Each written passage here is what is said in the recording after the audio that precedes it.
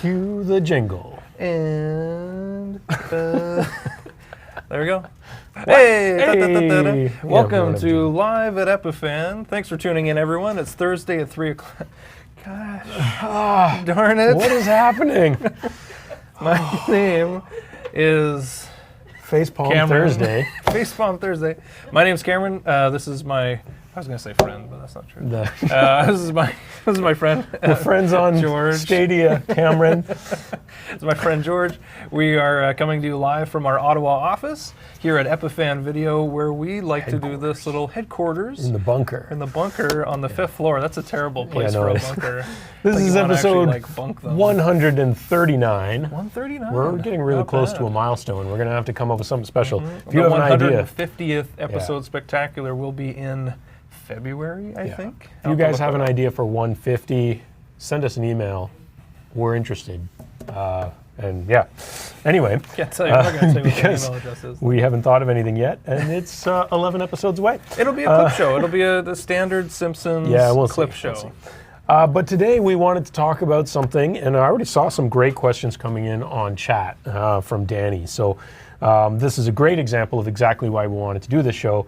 Today, this book of information that I have in front of me. Double-sided. Double-sided, yeah. Put together by one of our writers, is how to stream on Facebook. And of course, we are live on Facebook. We're also live on YouTube, and we are live on Twitch. Twitch.tv as well. But basically, the gist of it is we want to break down what are the steps you might take to go live on Facebook. And there's a lot of ways to do that. We're going to go through them all. We're going to try to not go ridiculously overtime on this one either. Obviously, as Danny already has done, as you guys have questions, throw them into chat, and we will try and get to them a little later. Maybe not quite so much on the fly. What we're going to do is just kind of wait until the end. We're going to round up those questions and take a look. So if we haven't gotten to your message at the end, please forgive us. If you want to bring it back again to the top, we'll see it there. So should have enabled super chat on YouTube. Yeah, exactly. If you want to donate, then you get all the way to the top. We should do that. Yeah, we're not doing that. Pizza fund. And then we'll be charging for tickets too. When they burrito fund. Burrito fund. Lisa, you're into the burrito fund idea. All right. All right. Well, there's many ways to skin a cat or stream live. Yes. Live stream skinning a cat. But first, how is your Elgato Q thing doing? Oh, I don't have to do anything on that one. Oh, okay. No, that's actually a layout switch. So, and away we go to the news. The news. Not a whole lot in the news at the moment. You had a couple of things that you found that were kind of funny. I think these are kind of more there's a funny one. News. There's a funny one that we're going to get into a second. Yeah. The first one, if you're familiar with this guy, streamer Pay Money Wubby. Nobody. And I was having a hard time with this title because it's Pay Money Wubby swams Twitter over a confusing ban, which I couldn't say. Oh yeah, sorry. He slammed Twitch on Twitter. Yes. This is a pretty common thing, and we were talking earlier that especially with the kids these days, streaming on Twitch, their place to go and scream about getting bans and things like that is obviously on Twitter. Yeah. And it's just messy. It's messy all around. This guy's actually a fairly successful streamer on Twitch. He has a little gag that he does with morph suits and all that kind of thing. Yeah, you're saying that he's just the morph face? Yeah, and kind of not one of those people you would expect to get banned. So I don't even remember what it was that got him banned. Well, it's very confusing, and I think it's we were kind of chatting about when it's like a warrantless drop-off, right? Yeah. So it's a warrantless ban. So maybe he was flagged. Maybe someone on the Twitch side just saw the notification and said, oh, we better take it down. But he was at a restaurant. He was live streaming. He was doing an IRL live stream. And he was taken down. He did have permission. But they banned him saying he didn't. Exactly. And that's what he went on to Twitter to say, is that, hey, I had permission. This is warrantless. He was actually taken off of Twitch for an amount of time. Yeah. So it does impact this guy and his his way of earning money for keeping his followers, right? So it actually cost him something. But he was kicked off. He felt he wasn't in the wrong. He had permission. True. But in the actual terms of service for that particular function, you do have to have permission, and you can't put other people on camera without their permission. So that is the important thing of the Twitch TOS, is it states anyone who's appearing on camera, you must have their permission in order to have them on stream. Just getting in this case, he had the manager of the restaurant's permission. That doesn't include the patrons. So when I didn't see the stream, maybe he was in a corner. Maybe that was the intention, is that they're not going to show anyone. But anyway, he resolved that by going onto Twitter and complaining about it. So, yeah, exactly. And that made it onto our news this week. Yell loud enough and someone gives in. Exactly. The other one. Sorry, I was going to say, have you ever been to Japan? No, I haven't. No, I haven't either. But I understand that it's very expensive to stay at Japanese hotels. It's like super expensive, right? It's an expensive country. So you can see in the photo here, there was actually, these guys are on the news this week because they're offering a very special deal. You can stay at this glamorous looking hotel. I can't say that would have been at the top of my list. Looks like the like a remand center or something, like a weekends remand center. But you can stay at this glamorous hotel for $1 a night. I mean, that sounds like a pretty good deal. There is a catch, and it involves streaming. So if you're going to stay at this $1 a night hotel, you have to stream almost everything. Almost everything. So the rooms are very small, as you can see in this other photo. They've got a rice maker, which is, I think mandated by law. Yeah. Every Japanese household. You got your Tiger rice cooker, and you're good to go. Exactly. Yeah. There's a small camera. You can't see it in this shot, but there's a camera in the room. So, and it's just a small room that it covers the whole room. So during your stay, you do have to have that camera active and stream the entire time. It doesn't cover the washroom. So the public washroom or the common area washroom and shower. Oh, I don't even get a private washroom? No, you don't. At least you don't have to stream. Man. Stream while you stream in the washroom. Everything about this sounds terrible. It is terrible. And there's another catch, is that you can't have any adult fun time on the stream. Okay. So but where's the website where we can watch this hotel? That actually... Because what's the point unless they're getting advertising and viewership out of it? So they must... Well, it's just streaming to the owner. This is private. Come on, stream. No. That actually is a great question. I will look into that and see how we can get access to it. Yeah, I mean, if you're not doing a Big Brother TV show style thing, what's the point? Well, and I feel like this could save us some money, because then we could go to Japan, we could stay at this hotel, we could do the live show from the hotel room. And not even bring our own gear. We don't have to bring our gear, we don't have to pay for bandwidth. I think it's brilliant. We just send a link to our chat. Anyway. All right, well, that's enough of the news. Let us know in chat if you would consider such an insane idea as staying in some sketchy hotel for $1 a night with the requirement that you have to be live streamed to the owner's private stash. Why not? Why not? Yeah. I feel like Linda's talking about something on there. I'm not sure what she's on about. So let's dive into the topic. Of course. It's going to catch her scratching. That's funny. Exactly. Now I get it. Let's dive into the topic. How to live stream on Facebook. And literally, we have a book. There's so many pages here. I don't even know. This is the most I've ever read in my life. Well, we'll start on page 1. Yeah. Well, because page 0 I didn't print. Paragraph 2. Paragraph 2. So I think one of the things, and we've done this in previous shows, we kind of start by breaking down what is the value of Facebook versus some other platforms. And we've covered that previously more in depth. So in a quick summary, I think the biggest value of Facebook Live versus a YouTube Live is if your audience is already there, right? Facebook is not good for accidental discovery. It's actually quite terrible at that. But if you have an audience base pre-existing already on Facebook, so let's say you are a church or similar organization that has regular scheduled events like Sunday morning, and your audience consists of grandma who maybe can't make it out anymore, or just people who are at a distance but want to participate in that community. It's all about it's about accessibility, right? And being able to bring folks in that aren't able to come in. And there's some really cool functionality too around some of those sites that focus on live streaming specifically for churches. Right. But when you have it on your Facebook page, then your parishioners are already following that page. Chances are your community pre-exists. Yeah, exactly. Right? And so Facebook is great at that. You're not expecting your audience to grow necessarily. You're not expecting ad hoc random connections. You have a set community. People know where to consume it.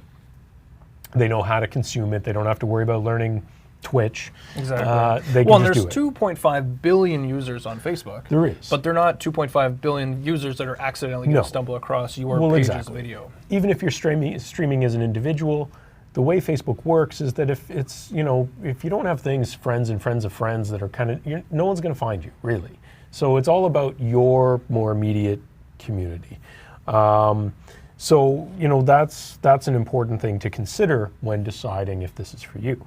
That being said, you mentioned a great point the other day. Facebook does social media great, video, YouTube does video great, social media, And now they're trying to get into it. Exactly. So like I got a notification on YouTube saying engage with your audience, make a post. Exactly. I don't even know where that would go. Dude, like we don't have a wall you on pretty much YouTube. only see them in the mobile app. Oh yeah, that makes sense. It's like Instagram stories and stuff. It's stupid. And of course, as another benefit to Facebook, it's free. It's free. Right, so you have this huge content platform, this huge social platform. They have all of the hardware. They're doing all of the heavy lifting for you on the streams. You just have to send them a signal.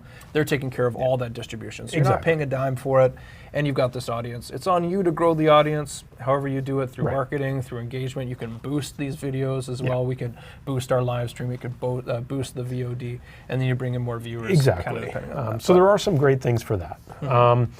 Now, that being said, if you're looking for the absolute top quality of live streaming, Facebook, again, might not be your best choice. And actually, Danny asked this question in chat as well, and it's paragraph 3. It's primarily limited to 720p for many people's accounts. Some devices are whitelisted for 1080p. Some accounts are whitelisted for 1080p. What's an example of a device that can actually do that? Webcaster X2 there we go. Great example. Can do 1080p whitelisted. If your account is whitelisted for 1080, a Pearl can do it, like we are right now, because our Epiphan account is whitelisted for 1080. I think that eventually they'll roll it out to more and more people, but it's limited.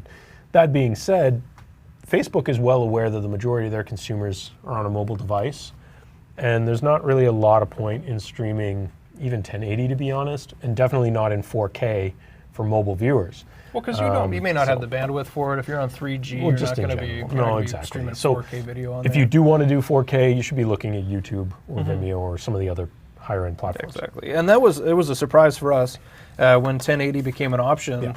I kind of did a double take. I was in the settings and I saw, 1080. What? What did this happen? So but it's not for everybody. No. My personal page, I cannot do 1080. Neither can I. We were looking at our testing page. That one hasn't been enabled, but our Epiphan one was. Exactly. So it's probably just based off your engagement, like you were saying, just that mysterious whitelist. Methods, and this is one of the ways where I think Facebook can get a bit confusing, but also I think is to the strength of the platform, and that is the methods that you can go live on Facebook.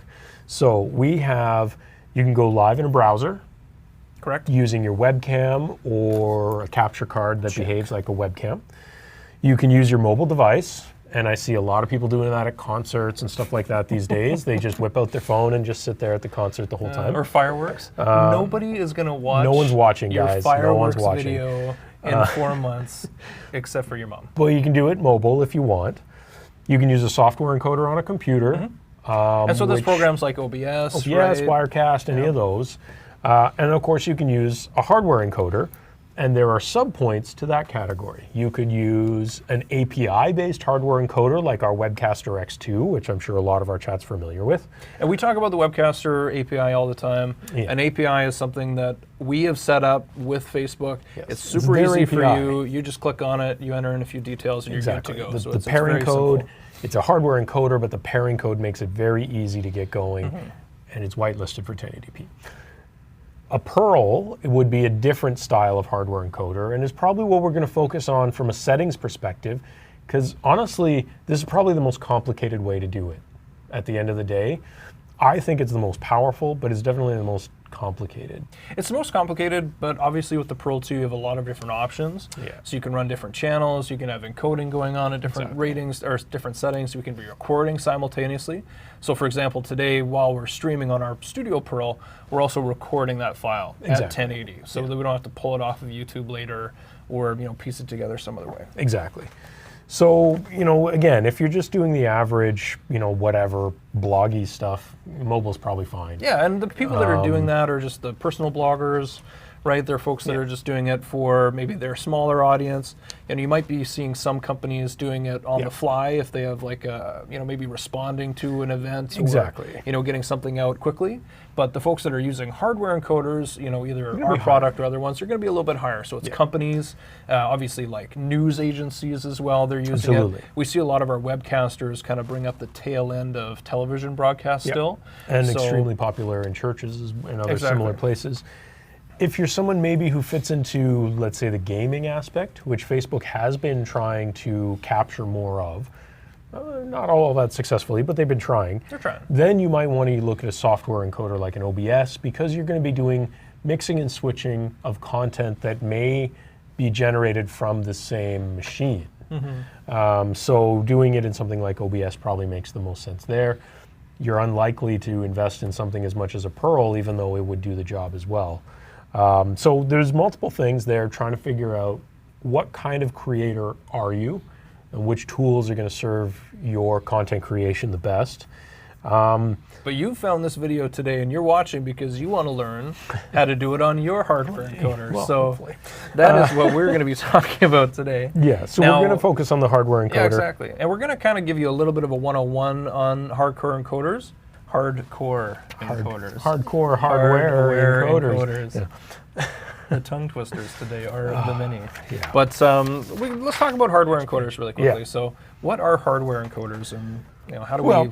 I mean, essentially, it's a standalone hardware device with multiple video and audio inputs. It's doing all of the capture of those signals, maybe mixing and switching in the case of the Pearl family. You're bringing in analog audio, maybe digital audio, digital video. You can do a bunch of other stuff. Mixing, switching, compressing it all into H.264, recording and streaming it out, potentially even to multiple destinations, depending on your setup. So essentially, is it doing really anything different than a computer with software and capture cards hanging off of it?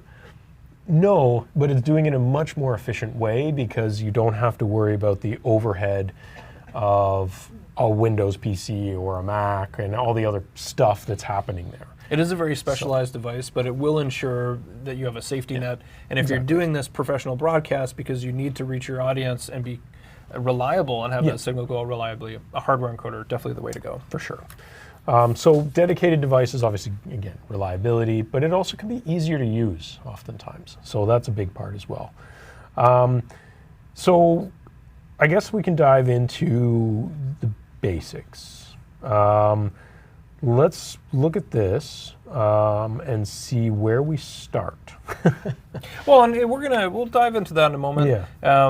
Like we talked about, there are lots of other options. We are going to be looking at the Pearl 2 today. Yeah. So the first couple steps. Let's kind of go step by step. Sure. So you've decided you're going to be streaming to Facebook. You haven't done it before. You're using a hardware encoder. The very first step is actually creating that post. Yes. So within Facebook, very similar to YouTube, you're just going to be making a post. So we're going to dive into, Lisa, if you could take us to the Facebook layout, and I'll just explain why we have a little bar on here in a second. So there's a little bar on here that's just going to protect our streaming key, but we'll kind of ignore that anomaly. Yeah, just ignore this bar. It's not something on the screen that you shouldn't be seeing. Yeah, ignore this anomaly for now. Yeah, exactly. So the first step is we want to create a post. Now, that being said, if you have a page like we're on right now, there are actually two different ways to do this. You can go into the Creator Studio side, or you can do it just as a post. That's right. Doing it as a post, it would be the same steps for doing it on your timeline, a group, or a page. That's right. Basically exactly the same. The buttons are a little bit different in their configuration. So some of the options might be different. Exactly. So like George said, the first steps are the same. Exactly. The first steps are the same, but the actual location of this button varies based off of it's your personal page, your group page, whatever. But we're doing our company page. This is the Epiphan video page. Yeah. So we can find that Create Live right here. So that Create Live button is right on the main page. We're going to click on that. Now, when you go into that first window, by default, it's going to take you to the camera. Yeah. So this is the browser option. This is where you'd actually stream from your camera. Yeah, I think if you didn't have tape over your camera, look at that. So we would be seeing... Hey, listen, who else has tape? Mark Zuckerberg. And this is his website. And he's a crazy I'm person. going to put that back on there. Because Mark's already seen me. Yeah. Now, so we're going to flip over to the Connect button. And the Connect tab. And so the Connect tab is where we're actually sending a signal from our hardware device. Now, Facebook knows this is how a lot of people are streaming, so that's why this is an option on here. And this is where we're going to get our server URL and our stream key, which are two pieces of information we're going to need when we're using a hardware encoder like the Pearl. That's right. Now, there's some other options above it there that we might want to look at. like persistent stream key, meaning that key will never change. So it's something that you could leave in place, and every time you start the Pearl, it's going to go to basically anything you create because you're using that persistent stream key. Now, you say that it never changes, but if you do select the persistent stream key option, you do have an option to reset it. You do, yes. So when we toggle that, we actually see that there's a reset there. Now, you can't see this resetting because we're covering it up for our own safety, but that is resetting with each of those. And for this example, we're just going to do it as a one-time stream. Exactly. There's also use a backup stream. And essentially that means if you want to have a secondary stream, maybe you're using two hardware encoders, one is a failover and it's a hot failover, you would set that backup, you would have your second encoder using the backup stream key and URL stuff, so that if the primary were to go down, it would take over. That being said, this is definitely for the high level professional, because one, it means generally you want two separate encoders, and to really take the best advantage, you want two separate internet connections in case your fault is at the internet connection level. Yeah, exactly. Otherwise, you're not really taking the most advantage of this, and it's probably not that worthwhile. Well, and I'm going to toot our own horn a little bit here. If you're streaming on a Pearl 2, if you encounter any issues, it's probably not going to be the Pearl 2, and it's going to be your network. So we have a client actually who works down in California, and he supports really big clients. Yeah. So those guys that make the phones. But he's got two Pearls, and the other guys with the mouse. Two internet connections. Yeah, exactly. Yeah. And he's not messing around. It's not like, oh, I've got Wi-Fi on here and then Ethernet on the other. No, he has like a bonded cellular connection, or he has a satellite truck pointing to a signal off somewhere else. So it's very strong. It's serious. Yeah, super serious. But that's enough of that. Yeah. So there's other things in here as well. Obviously, we have to give basic information, like a title, description, and stuff like that. Why is that all backwards? What is happening? I don't know what's happening. Are you seeing that? No. Wow, that's cool. Okay, so can't type. Title here. I'm blaming Mac OS. And then I guess that's the most I'm going to get out of that. Yeah. But there are tags here. This can be important. If you are trying to do something more public and you're trying to get discovered, you might want to leverage those tags. This is obviously tags, SEO things, all these kind of things. You probably want to kind of know what you're doing if you're going to use those tags, and target those very specifically. Well, and like George said, this is so that Facebook can target your video to specific users that might be looking for this, or it might be something that they have flagged as being a like within their own profile, right? When you get to go on, I like the Tragically Hip, so you've got that in there. So any Tragically Hip videos, I doubt that's actually like a thing on here. Nope. That's a tragedy. Facebook sucks.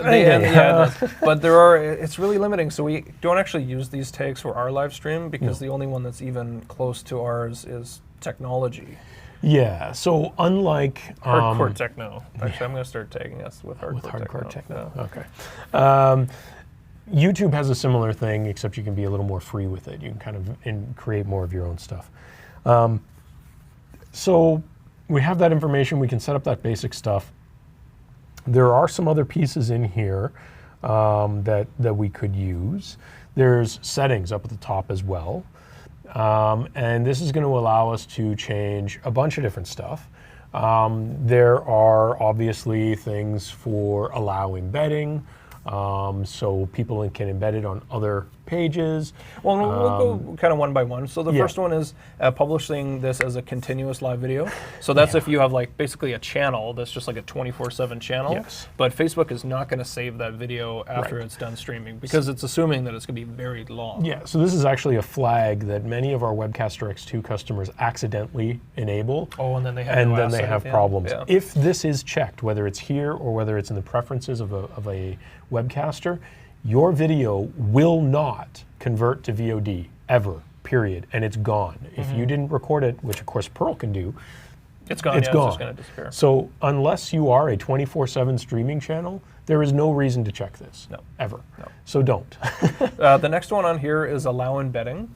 So this might be where you have a church and you want to actually embed that onto your church's website, right? So you want to have some additional tools, maybe like the collection plate tool, the greeter tool, right? Other things you have on a website. So you'd have it all in there, and you're going to get access to that embed code just on the bottom part here. Now, unpublishing the live video, this would be if you don't want it to be on your page. So it doesn't delete it. It doesn't delete unlike it. It's just continuous. unpublishes It just means it hides in your library. Mm-hmm. You would have to go back and re-enable it. It doesn't automatically publish the post publicly and out there. Exactly. That could be an advantage if maybe you want to edit it first. You want to touch it up a bit before you actually That's do a good, it. yeah, that's a good point. I was wondering why you'd actually want that, but then you can republish it afterwards. Exactly. Allowing viewers to rewind. I don't know why you wouldn't want to have this on a live I mean, video. I use that all the time on YouTube. So, you know, if I join, let's say it's the latest Google or Apple launch thing, I mean, I'm at work when I'm watching these in the background, and so it's like, you know, sometimes I got to go back and be like, what did they talk about with Stadia again? And so being able to rewind, I think, is actually very important, and I don't know why you wouldn't allow it unless you're trying to hide something. Ending the broadcast when the stream ends. So this would be a tool maybe if you don't have the best signal, it's not reliable. So if your signal drops, then Facebook is just going to end the stream. Right. So with this checked off, if you do lose the signal or Facebook loses the signal from your encoder, it will continue to do the stream. It'll just kind of wait until you come back up. I don't know if there's like there's probably a 404 or some kind of like there's a stream timer. loss. There's a message or something timer on there. basically. So yeah, you need to be careful with that. Yeah. This next one we're actually going to check off for this example. We're going to check this. So this is publishing as a test broadcast. We covered this a few weeks ago when we were looking at some new features on Facebook. Yes. And this allows folks to actually do a test before they go live. So and it's this is basically a private stream. Yeah, exactly. You It's a can private experiment with it. You can see how the interface all works. You can play around with some of these things. But it's not going to be public. It's not going to be on the page. But you are, in fact, sending data so that you can see it on the Facebook side and everything else. When you do this, your stream key will change since we're not using a persistent stream key. Yeah, that's so right. when you enable and disable that, your key will change. And we learned that earlier when we were doing a test stream. Exactly. So it's funny. Turning off the live commentary. Yeah. Sometimes you don't want to feed the trolls. Turn off the chat. Yeah, exactly. Just turn it off. Maybe you're not super confident. Yeah. Maybe you don't have anyone moderating for you. Right? If you have that turned off, then you don't have to worry about ignoring messages because they can't be posted anyway. Yeah, you just don't want to deal with it. The gaming, you can include what game you're playing here. Obviously, that's not going to apply. Yeah, so if you're gaming, you do want to tag it with the game you're playing. Twitch does the same thing. That's how people are going to find it. If you're playing Fortnite and because you're trying to get the bucks, you're obviously going to put Fortnite in. Yeah, exactly. Don't turn this on unless you're actually streaming in 360. So this option here, that being said, broadcast. if you are streaming in 360, you must check that Yeah. because otherwise Facebook won't know it's 360 and you'll just look a little weird and stretched. You're gonna look a little stretched out So because don't it do can't detect that signal. There's nothing embedded in that video that's Exactly. going to tell if it's 360. The interactive one, this one we haven't used it on. You know, it might be fun to play around with this in the future. You can incorporate a poll, so you can have a question. You can add a few of these. We learned that if you do a poll, you can't actually change anything after the fact, which makes sense. It seems like 'cause there's you some can't change things the you question can, but once after. you close the poll, you can't. Oh, so we're still experimenting with that, but the polling could be interesting. If you're looking for a lot of viewer engagement, instead of just soliciting comments, you could just put up a poll. And for the viewer, it just appears at the bottom of the video. They can click whatever options you've defined. And as the creator, it'll show you the percentage of the votes coming in for those different options. You can close it and publish the results or do things or change things. So that could be a very powerful tool. I definitely see a lot of people using that in Instagram stories. People putting in polling, should I do this, should I do that? So, you know, this would be a similar functionality. So that could be pretty valuable as well. I like that on Instagram. I've started putting a timer on our story as well, kind of like a countdown timer for the show. Yeah. All right, so that is how you create a live post on, or sorry, how you create a live video on Facebook. Really straightforward. If we go back to the settings and uncheck our test broadcast for a second, because one of the things that opens up is another button down there. Oh, of course. Yeah, good call. There's cross-posting, which means you can cross-post it to multiple pages at the same time. And then there's also scheduling, and that's a big one. Scheduling can be obviously a major thing, and that's something Danny was asking about before we even really launched. He was asking about scheduling in advance. So I'm going to bring this window up. We're not covering up anything here. If you can't see it, announcement, post description, that's kind of just a meta tag for the image itself. Now, on this screen, you'll be able to put in what time and day you're going to be starting. Now, it does pull your local time zone, which is smart. in YouTube, you can put whatever you want, but for Facebook, it does know where you're coming from. Facebook tells time a little better than YouTube does. Yeah, it does. It does.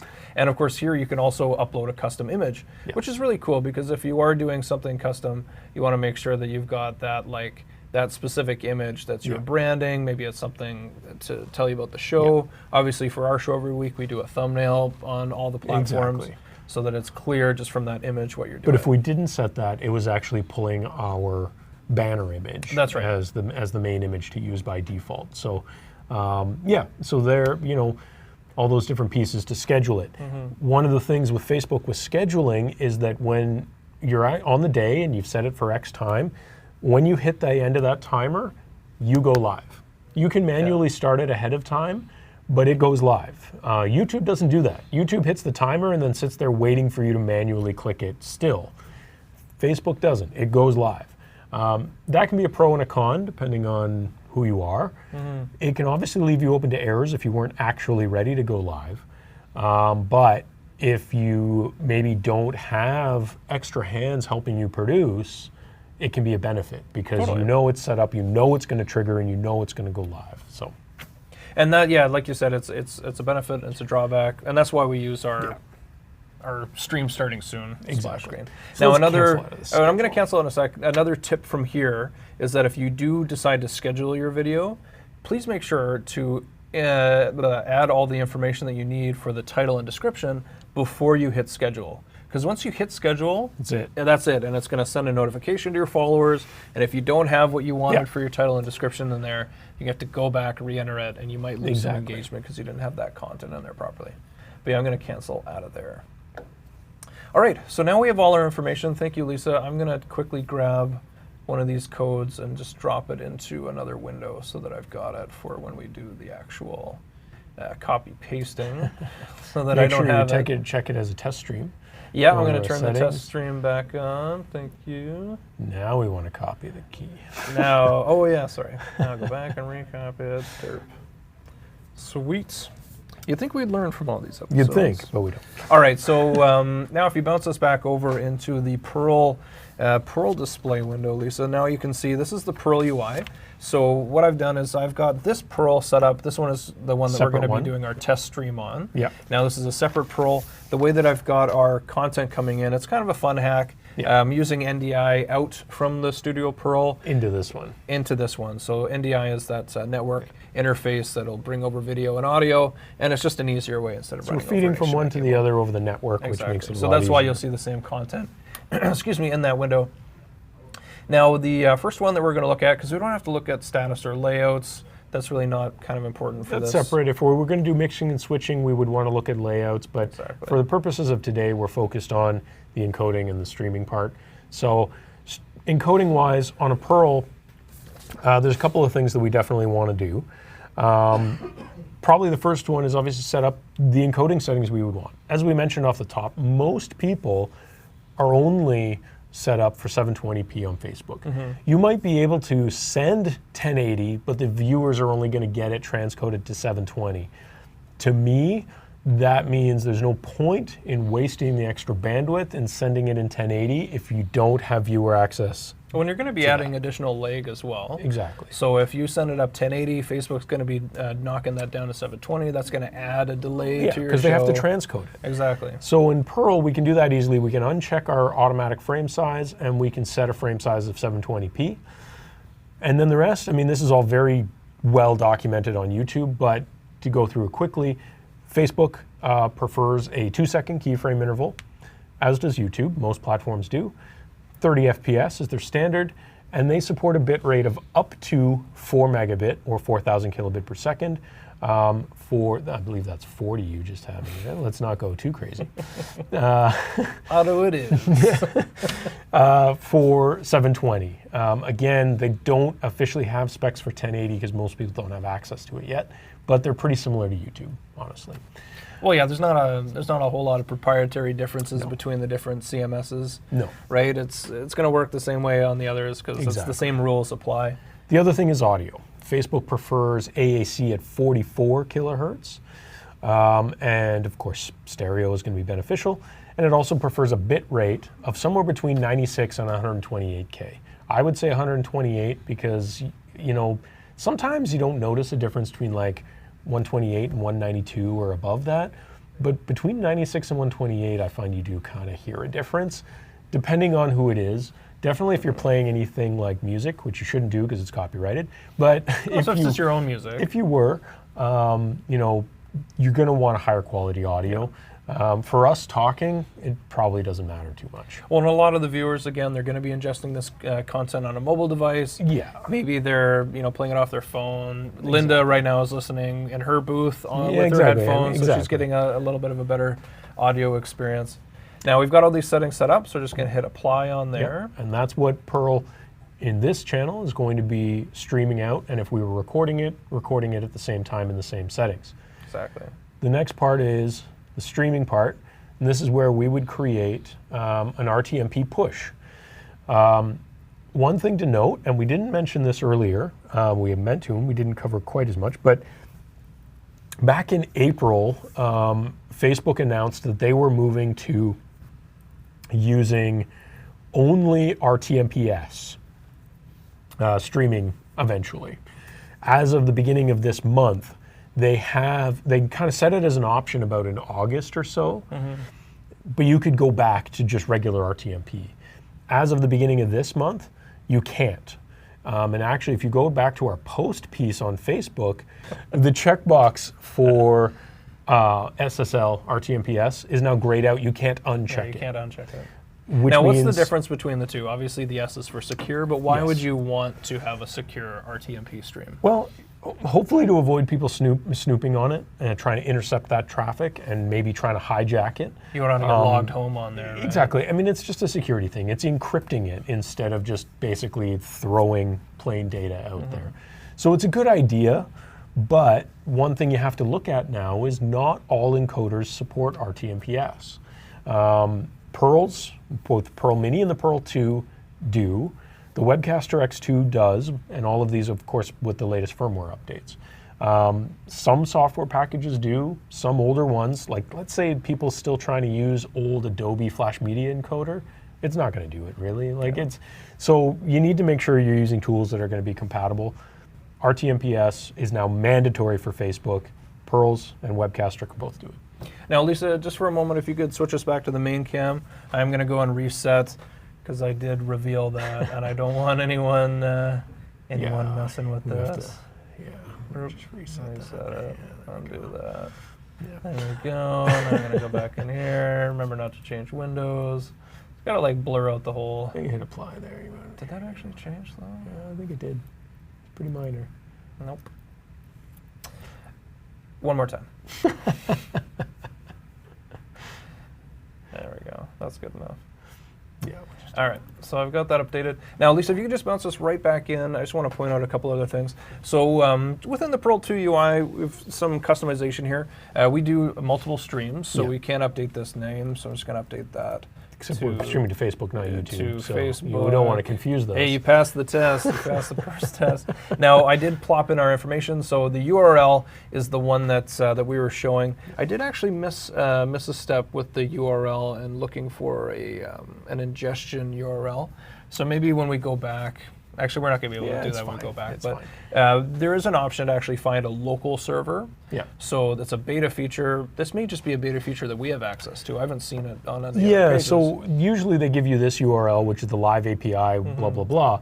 But there is a find a server button there, and it will try to find the closest server node to you. That's right. So when we search, it comes up with a different URL that we would use.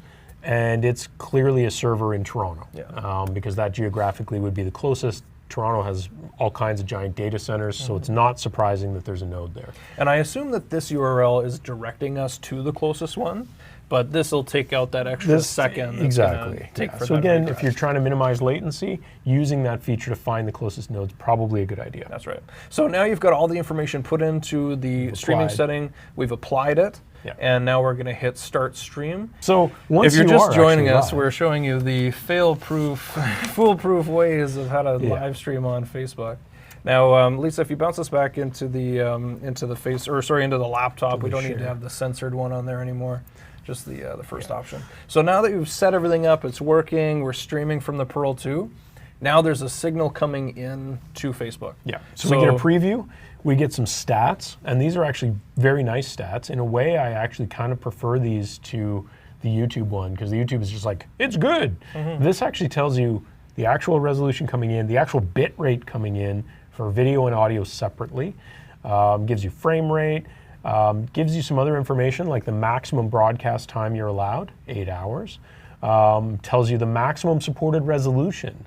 So for us, because we have our account has 1080, it says 1080. There's also a button for logs. It'll show you some diagnostic stuff if you want. Pretty basic, but there's some good information here on this preview page. And of course, there's still, the options to access the interactive tab if you want to do your polling. And ultimately, it's going to start getting really trippy now as we go further and further infinity into and beyond. Dimensions on there. There's also a giant go live button to manually go live, because we didn't schedule this one. So when you are ready, you hit that go live button and you're going. So I don't think we're going to be any more ready than this. So these are the final steps when we actually want to go live. Make sure we're in a test stream. Yeah, well, we're not anymore, because I was monkeying around with it a little bit. And that's basically it. At that point, you are live on Facebook. And then, of course, when you're done, you push stop and you're done. So, I think that both Facebook and YouTube are definitely moving to a direction where you kind of need a laptop, even though you have your hardware encoder, which is awesome. You kind of need your laptop as this extra confidence and control piece for the interactivity more than anything else. And honestly, even if you're doing it by software, I think you kind of do. If you want to play with some of these tools and get some of these stats, you kind of need it. So, but that's just the way they're setting it up. Well, and that's where you have someone else that's helping you. You're not doing the whole thing by yourself. You've got someone else monitoring those stats, making sure that the comments are being addressed. You get yourself a Lisa and you're fine. Exactly. But not our Lisa, because she's ours. Stay away from our Lisa. Yeah. All right, so that is how you live stream onto Facebook using our Pearl 2 hardware encoder. Yeah. If you do have any questions about this episode or anything that you saw on here, you can throw a comment onto this particular post. You can send us a message as well, or you can head to our website, and there's some options there too. So we do have some comments in here. Tom's just saying, great show. Thanks, Tom. Appreciate it. Rudy is saying, only streaming to YouTube because too much issues on Facebook. Yeah, it depends on what you're running into. I mean, honestly, it's 6 of one, half a dozen the other, right? It's again, I think it comes down to where your audience is, and if you need a particular set of tools is really the ultimate choice. Danny Grizz was also saying, I had an NDI glitch earlier. First mangled live stream all year. Nothing to do with Facebook. My iPad had to have an app restarted. Well, you nailed it, iPad. No, I'm joking. I'm not a big Apple fan, in case you guys don't remember. In case that wasn't clear. Yeah, in case, Danny also said, Thanksgiving in the U.S. only, right? Will you guys stream next week? We will stream next week, and that's because Thanksgiving was a month ago. So that's right. Thank you very much. We've been thankful ever since. And then Danny said, Apple discontinued Lisa long ago. Wah, wah. Sorry, Lisa. Your favorite brand discontinued you. Well, we have the ultimate. And then we also have Richard on the Facebook side saying, watching from the Sacramento area. Welcome. Sacramento's not that, far from one of our offices. What were you going to say? It's not that bad. Far. Not that far. Yeah. So next week, we are going to be streaming, Cameron and I at least. Yeah. And what are we going to be streaming? Stadia. So on Tuesday this week, Google they did actually launch Google Stadia. We weren't sure. Ship. Yeah, they didn't actually ship it so that you could play it on Tuesday, but we can talk about that more next week. But George and I did get our hands on a couple of the Founder editions, so we're going to take a look at we're going to play around with it for a week. We're going to give our first impression. We're going to show you how you could potentially stream your Stadia, although it would be a massive violation of their terms of service, because right at the beginning, and I noticed this yesterday when I was playing with it, it says, do not put this on the internet. Like, do not stream this to the internet. I'll have to show you that window that I saw. So it's very clear. Bad move, Google. Bad move. And one of the features that was promised is that you could actually stream your gameplay right from the platform, and that's not something we saw right away. But we will talk about that. We'll play around. We'll have a little bit of fun. We'll play some Mortal Kombat or that other. And I mean, since it is going to be next week, American Thanksgiving / Black Friday, when people really start to kick into the holiday season, leading up to the end of the year. Maybe Stadia is something people are considering purchasing for someone in their family this holiday season. So we will give you our take. We'll be about a week late on the clickbaity reviews, but and then we'll post our eBay links where you can buy our autographed Stadia controllers following the show. Maybe yours, but I'm in it for the long haul. All right, well, thank you very much for joining us today.